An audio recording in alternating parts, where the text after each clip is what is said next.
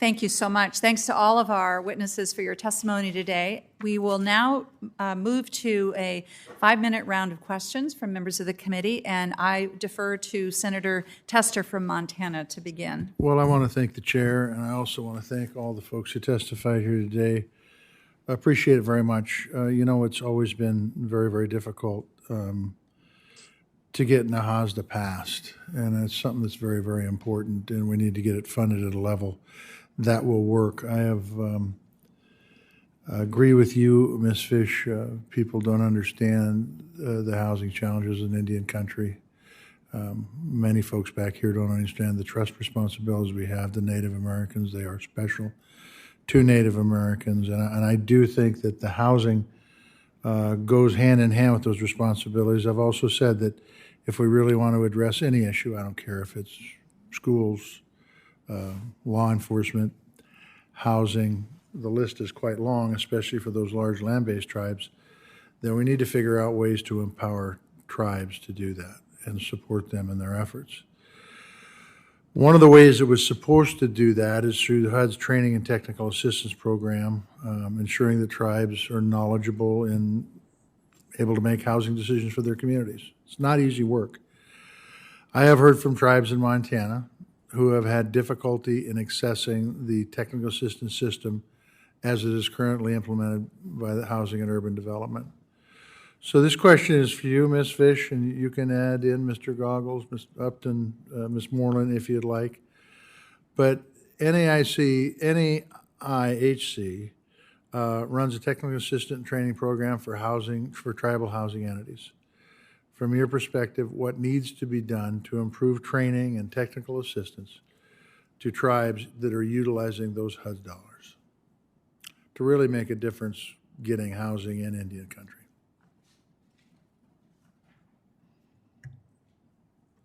One of the ways, thank you, Senator Tester, one of the ways that we have explored developing an efficacious technical assistance delivery system is to return to the way that our technical assistance funding was passed down to the National American Indian Housing Council. We currently work off of a cooperative agreement. The process is for receiving technical assistance assignments. Invoicing for that technical assistance is very burdensome.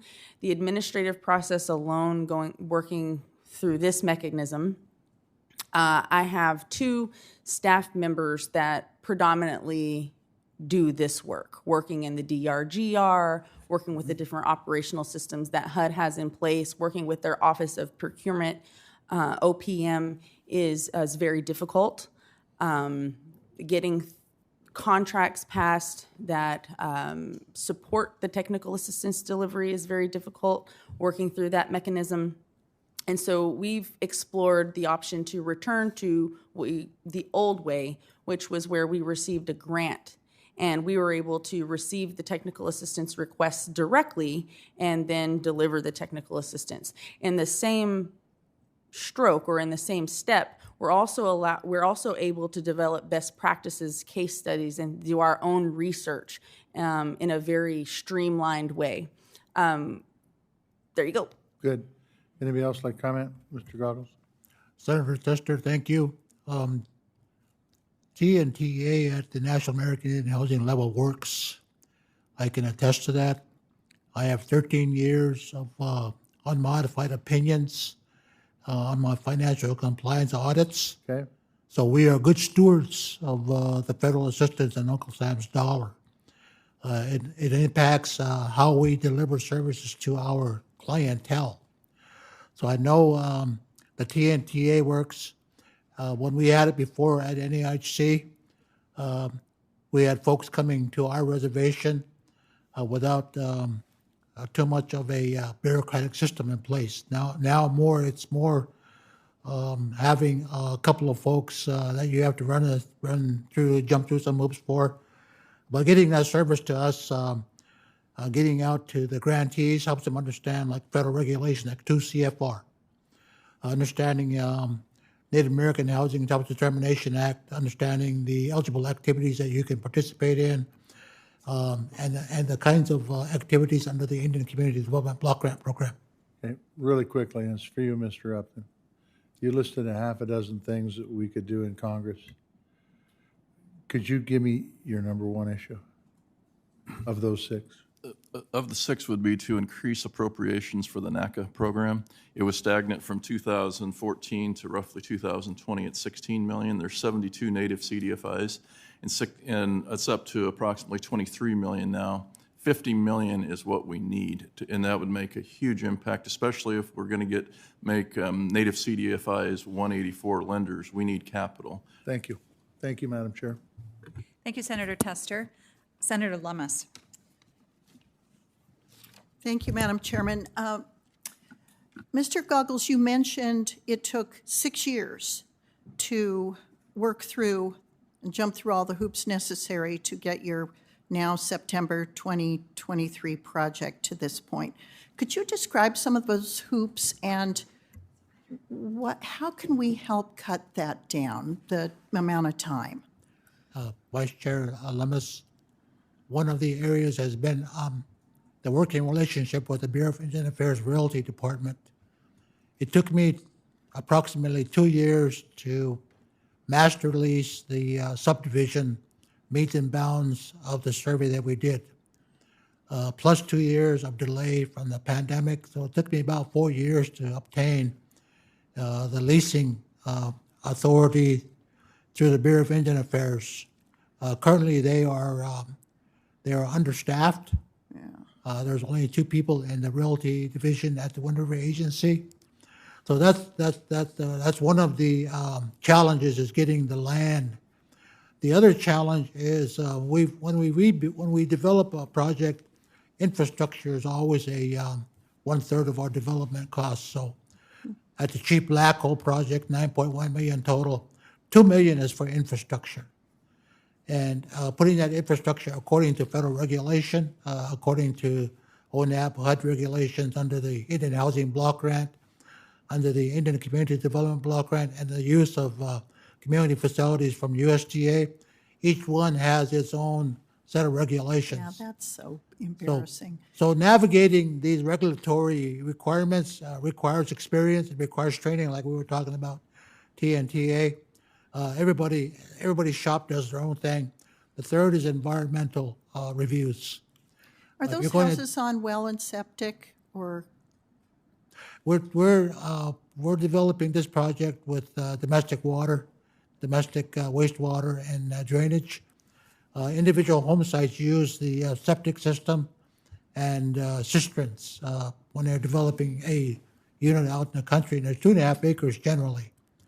What I've leased for the subdivision is about 20 acres for 20 homes. The cost is part of that. For the 10 units that I'm building that are 3-bedroom, $252,000 a piece. For the 10 4-bedrooms, $267,000 a piece. These are manufactured housing units. Geez. Yep. And then it was earlier mentioned numbers like 600,000. I can't remember who said that. That's in Alaska. Oh, in Alaska. In Alaska, just talking to my colleagues in that area, there are 2 seasons up there. That's the season that you play basketball, and the other is for getting your materials up there in a timely manner so you can construct a house. Yeah. So two very different methods of building. In with the Northern Plains, Great Plains of our area versus Alaska, they're very, very different. In the Southwest, you'd find very different approaches as well. Can you see ways that we could fold the programs you mentioned into one and streamline it? Under the Indian Community Development Block Grant Program, we could make that program more flexible, that it could fund infrastructure. One of the areas that I'm working on is redevelopment of streets. They haven't been repaired or rebuilt since the time they were first put in by HUD. And now that I've taken over, I'm having difficulties just repairing streets. This last winter, we were using our monies to provide snow removal services because of a extremely harsh winter. Extremely harsh winter. So under the Indian Community Development Block Grant, making that program more flexible. Under the Indian Housing Block Grant as well, we can use these funds to develop infrastructure and fund development at the same time. What if you find a house that it needs plumbing and electrical upgrades and heating upgrades? Are there programs that are easily accessible to take care of those needs? Senator Lamas, under our Indian Housing Block Grant, we repair and rehab and modernize housing. Some of the housing stock I have now is about 40 years old. So when you get into that house, you're going to repair electrical. Yeah. Because back 40 years ago, we didn't have the electrical devices we have now. And the houses need 2 bathrooms, not just one. Yeah. So you're looking at the modernization of houses so they have at least 2 bathrooms. In the case of the pandemic, you could quarantine a family in that type of house with 2 bathrooms. Yeah, good point. Yep. Thank you, Mr. Goggles. Appreciate it. Senator Lummis, if you have additional questions you'd like to ask so you don't break up your flow, Okay, please great. go right ahead. Thank you. Ms. Fish, what reforms do you think are necessary to improve NAHIC? I just want to clarify, the National American Indian Housing Council? No, I guess I have the wrong acronym. What is it? NAHASDA? NAHASDA? I'm sorry, I get the acronyms mixed up. We simply need to get this legislation passed. That is the first grand step, is simply passing the legislation. Okay. Mr. Upton, how are Native community development financial institutions providing support to prospective Native homeowners? You know, first of all, I think they're being innovative with the products that they design, and also they're really focusing efforts in collaborative ways, statewide, regionally, by developing collaborations of Native CDFIs. They provide support when it comes to Native home ownership. That's where Native CDFIs come into play. And but do they work on tribal trust lands, or can it only work on fee land? No, the most successful, I was just up in South Dakota last week, and this was interesting, of the 86 related homes loans that were closed last year, totaled $7 million in South Dakota. CDFIs made up 85% of the lending, and those were acquisitions, 39 homes, 9 homes were newly constructed, and 7 were interim construction, and then 24 rehabs. But Native CDFIs made up the lending portion of that. 85% of it came from Native CDFIs. Thank you. And then a quick question for Ms. Moreland. Do you find there is data available to accurately determine housing needs on and off the reservation? I believe that there is a start, at least in Minnesota, for collecting the data. Minnesota has worked with the Wilder Research, and they do a reservation-specific survey. And this is the year that we're doing it. We're going to be doing it towards the end of this year, and we will be able to collect that data. We've been working with Wilder since about 2006. And so we do have some data that is available. One of the innovative things with the data that we collect with Wilder is Wilder has respected tribal sovereignty, and the data that is collected is owned by each tribe, and the tribe will decide how they would like to disperse that information and use that information. So it's not data that's being collected by non-natives used in a non-native way. The tribes own their data. Okay, thank you. And this question is for anyone who wishes to weigh in.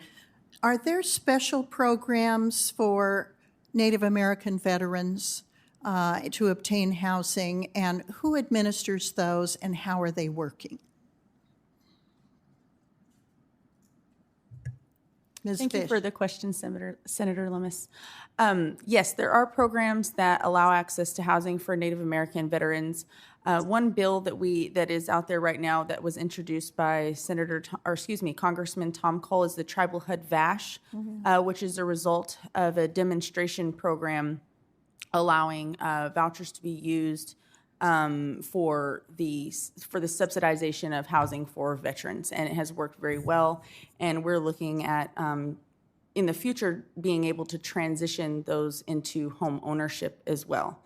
Another program that allows for veterans for home ownership and purchase is run out of the Department of Veterans Affairs. Veterans Affairs, okay. Could I comment on that one? Yes, please, and then Okay. I'll yield back. Okay. Thank you.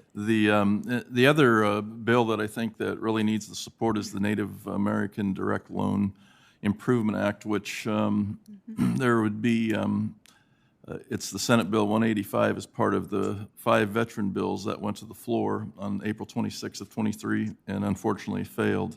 But it would create $5 million of relending program that would allow Native CDFIs who intimately understand Native communities and the mortgage lending process on tribal trust properties to obtain a loan through the Native American Direct Loan Program at 1% interest, and allow veterans to use the program to refinance non-VA mortgages so that Native veterans have the same opportunity as non-Native veterans to use their VA benefits to refinance existing mortgage loans. So that one would be extremely important to pass. Thank you, witnesses. Thank you very much. We are now going to turn to Senator Cortez Masto from Nevada, who is asking her questions remotely. Thank you, Madam Chair, and thank you to the ranking member as well. It's been a great discussion, and I couldn't agree more with my colleagues in the need to pass NAHASDA and so many other essential housing bills that we can to support tribal housing. Let me ask a question that hasn't been asked yet. Around manufactured homes, because I know there's a lot of support in Nevada and really across the country. What I see, a third of new homes on tribal lands are manufactured homes. And Ms. Fish, maybe let me ask you this question. One, why is there that popularity of tribal homes? Are there financing issues associated with these tribal homes? And are there programs, including CDFI funds, that help home buyers finance, a manufactured home? So maybe Ms. Fish, let me start with you. I want to respond and give you an example of the Rosebud Sioux tribe with the manufacturing of homes. So in the 60s, there was a tribal housing program that created transitional housing for the Rosebud Sioux tribal citizens. They were living in downtrodden circumstances and living in shacks and tents, and so they were transitioned into this temporary housing. Then in the late 60s, you had something called Sioux for 100, which built 400 two-bedroom houses that now have 3 to 4 families living in them. In the 70s and 80s, there were approximately 1,200 or 1,160 homes created. And that's the stock of housing that the Rosebud Sioux tribe now uses in their formulated Indian housing block grant. They have since purchased to your point, manufacturing a housing plant. They purchased that 12 years ago and now plan to use ARPA funds to supplement the manufacturing of 100 new homes in the next 2 years. In addition to that, they used ARPA funds to furnish kitchens and develop innovative kitchen designs that folks would be able to have shared spaces that would accommodate eating at a table, so on and so forth. I do not know the details around the CDFI network and their support of manufactured homes, but I do know that they are. So these are new, right? Single family construction of homes, is that right? Yes. Yes. Okay. Yeah, I would be curious to because I know this is an option that should be considered, but I also understand, and I'm grateful that the ARPA funds and other appropriations that we have identified have helped. But I am curious how the financing comes together. If CDFI can be a part of it, And then let me just put on your radar, there's a new HUD program called Preservation and Reinvestment Initiative for Community Enhancement Grant Program.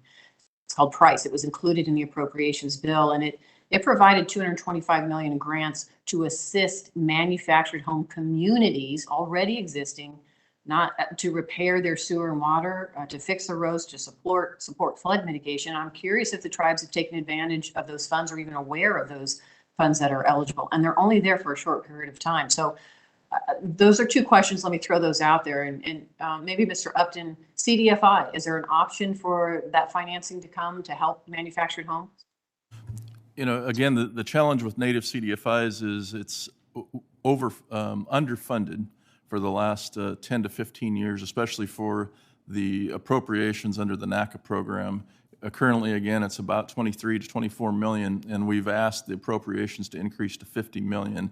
And by being able to leverage private dollars with that, you know, that would make a significant impact. And manufactured housing is not, it's a product that native CDFIs would finance, but 9 times out of 10, before I came on this trip, I reached out to probably 20 to 30 native CDFIs, and the number one challenge was the lack of capital. We don't have the capital. And I know in the HUD, the Section 184, it was, well, they're wanting to make CDFIs lenders. Well, we can't be lenders without the appropriate capital. You know, you're inviting us to a game that we can't play. So, and have the Federal Home Loan Bank system in your area, are they providing advances or support for housing, particularly in tribal community? I'm curious. You know, in our particular area, we're multi-state, so you know, I'm not an expert on what they provide, but I do know that it's very limited when it comes to native CDFIs. You know, they're well. Yeah, and that's the problem. And listen, we see, and I know my time is running out, and I appreciate it, Madam Chairwoman, but we've seen the benefits through the CARES Act, through American Rescue Plan, through ARPA, where we actually carve out, we focus on set-asides for our tribal communities, and I think it is so important we continue to do so. But we also talk to those other funding opportunities, whether it's the home loan banks, federal home loan banks, that their mission is to be in our communities, looking at affordable housing and housing in general, that they also are focusing on our tribal communities.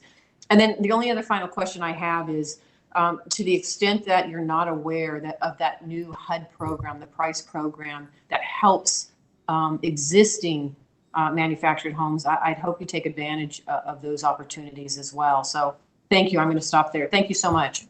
Thank you, Senator Cortez Masto.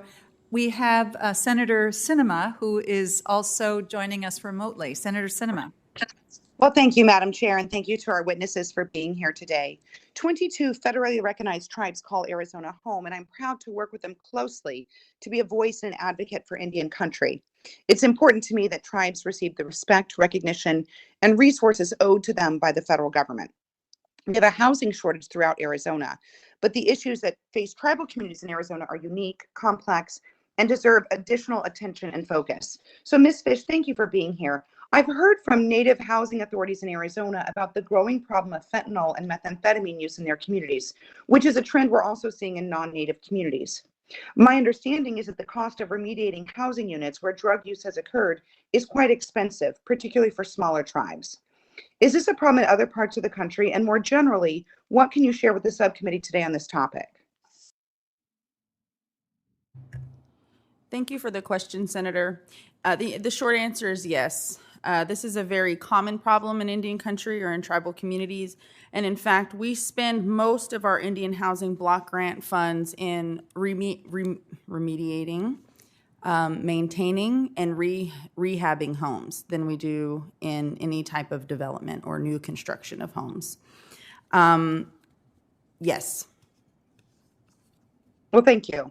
You know, I've also heard that this is a growing problem and that tribes are using their Indian housing block grant allocations to pay for remediation costs. One tribe in Arizona told me that they're spending around $1 million per year on remediation activities associated with meth and fentanyl. Now, this worries me for many reasons, but especially because it means that these dollars aren't used towards expanding affordable housing. So, Ms. Fish, is this scenario I just described in Arizona an outlier, or is this happening all over? This is happening all over. Thank you. I'm working to provide some more attention and funding on this issue to help tribal housing authorities address remediation issues and expand access to affordable housing in Indian country. Switching gears now, I want to touch on the Hearth Act and Indian homeownership briefly. As you all know, the Hearth Act allows for leasing of tribal trust lands in accordance with tribal law without requiring the Interior Department to approve each transaction. I'd like to hear briefly from each of our witnesses today on why more tribes haven't utilized this law, and are there barriers that we should be aware of that we can assist with? I'm also going to submit this question for the record so that each of you have more opportunity to provide expansive responses. So if you would, in the time that we have together, be somewhat brief. Senator, this is Patrick Goggles, state of Wyoming. John Barrasso sponsored that legislation, consulted myself on the use of it. On the Wind River Indian Reservation, we have two tribes, the Northern Arapaho and the Eastern Shoshone. And getting the two tribes to agree on a set of regulations that govern each tribe commonly has been difficult to come by. The Hearth Act allows tribes or tribe in some cases where there's a single tribe on the reservation to promulgate regulations under the Hearth Act for leasing. They still have to have the Bureau of Indian Affairs' approval to implement those Hearth regulations in terms of leasing of individual home sites or subdivisions in their area, which includes rights-of-ways, easements, road easements, and utility rights-of-ways. In my case, I use a utility license agreement with the Northern Arapaho tribe in place of the Hearth Act right now to get that job done and streamline that process. Senator, I would agree that there are different, I always refer to what we do on a daily basis as a big jigsaw puzzle. Each community has, their own set of pieces, and just like you mentioned there, not utilizing the Hearth program and utilizing another program that fits, that's really what we do on a daily basis, is we look for what fits for our community and what is going to be streamlined and probably the quickest and the fastest, and that what we're most comfortable with. In Native CDFIs, whether it comes to funding, not every Native CDFI probably can use the 502, but they might be able to use other programs. So we're constantly looking for different pieces to make it work in our communities. Each community is a little bit different. Last week I spent a week up in South Dakota with the South Dakota Native Home Ownership Coalition. There were about 8 Native CDFIs in the room, and they introduced the new Freddie Mac program, and only maybe 2 of them said it could work for them. But I said, but that's a positive thing because that piece that fits your puzzle.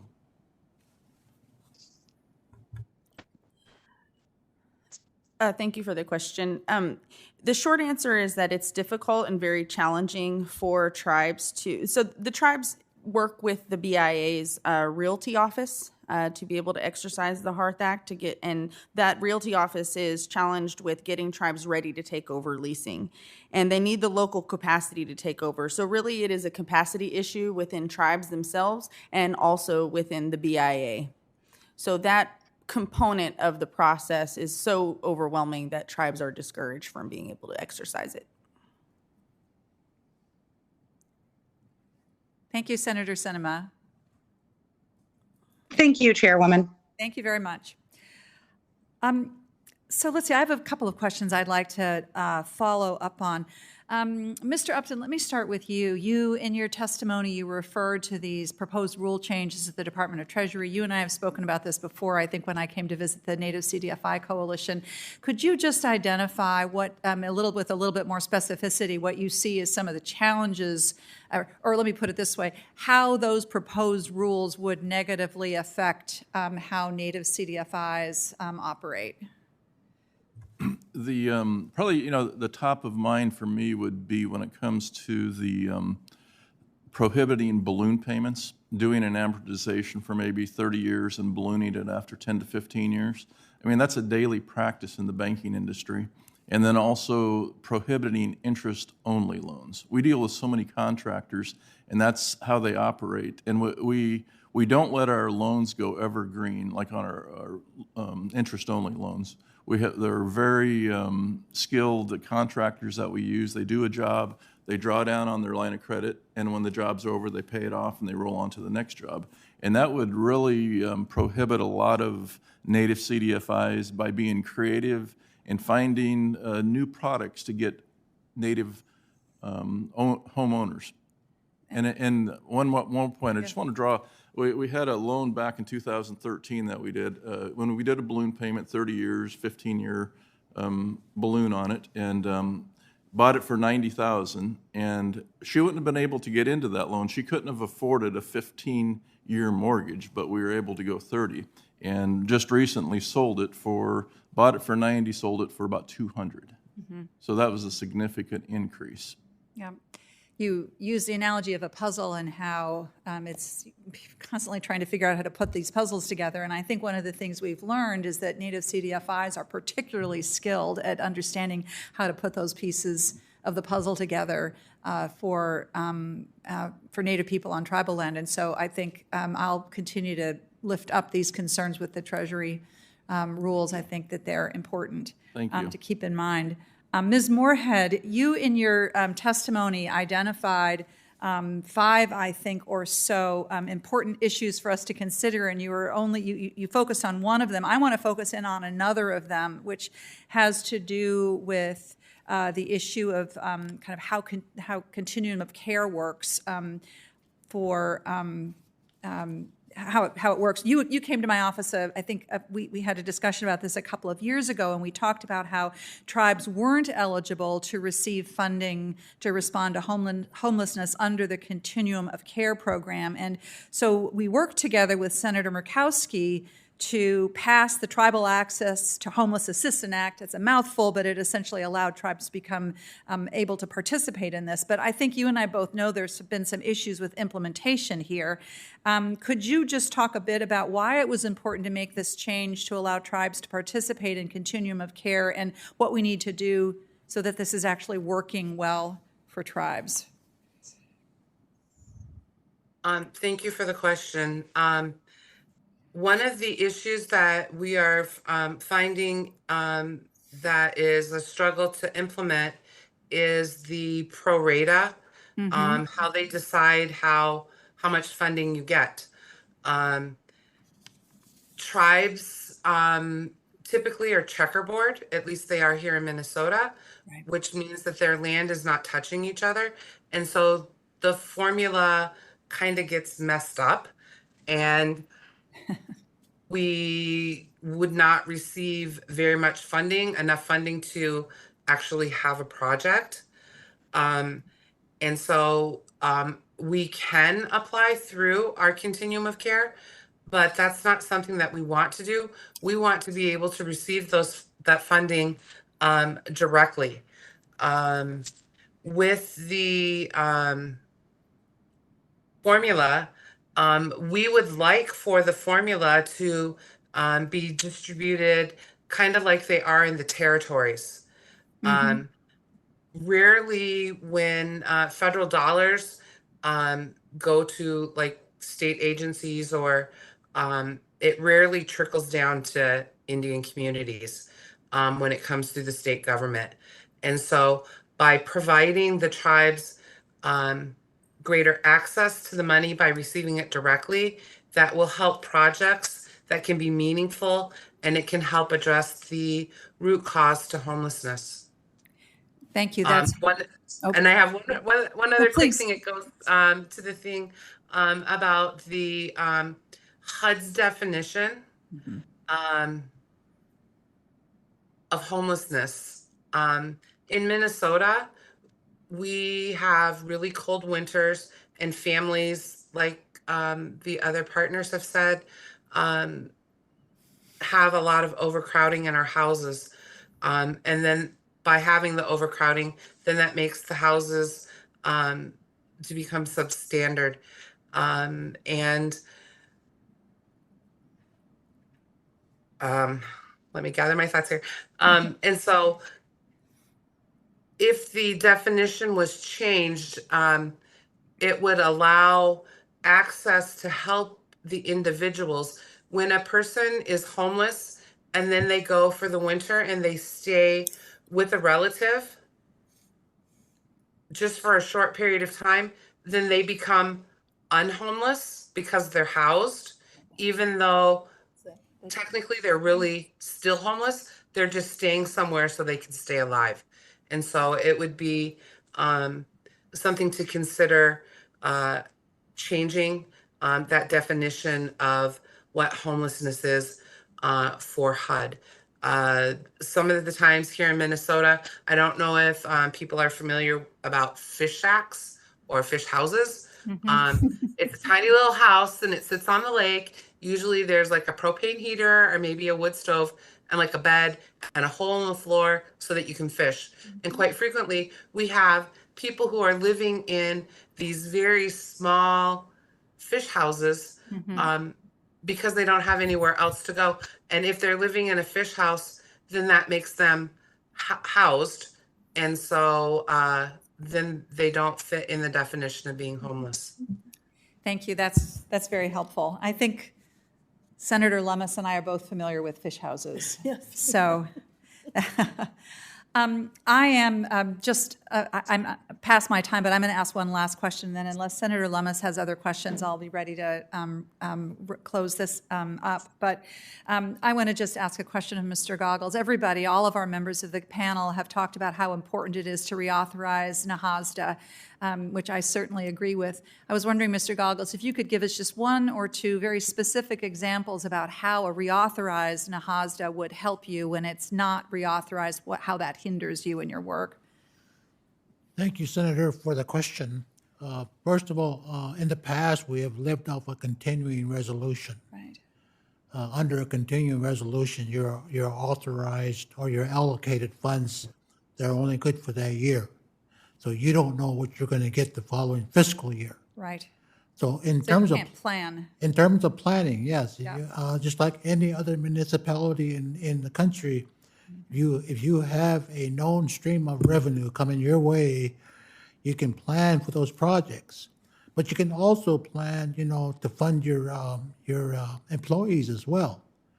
Them not knowing if they're going to get a raise or not, and me not being able to give it, makes me the bad guy. So that would be one instance of the reauthorization of NAHASDA. The other is that what we're asking for in the reauthorization is Section 8, the Housing Choice Voucher. Under the Housing Choice Voucher, most of America receives home assistance through the Housing Choice Voucher. We in the country are not able to use Section 8 because of the acute shortage on our reservation. We would be able to use Section 8 in the local municipalities to help ease the overcrowding or the acute lack of housing in our areas. That would be very helpful to us. Those are two short examples, Senator. Thank you. Thank you very much. Well, I want to thank all of our witnesses today for being here and for providing excellent testimony. Before we adjourn, I'd like to enter into the record a report on Native homelessness in Minnesota and a report on homelessness mortality. Is there any objection to that? Hearing none, that is so ordered. For senators who wish to submit questions for the record, those questions are due 1 week from today, which will be Tuesday, June 20th. For our witnesses, you will have 45 days to respond to any questions for the record. Thank you again for taking the time to participate in this hearing today. Thank you to Senator Lummis. And with that, this hearing is adjourned.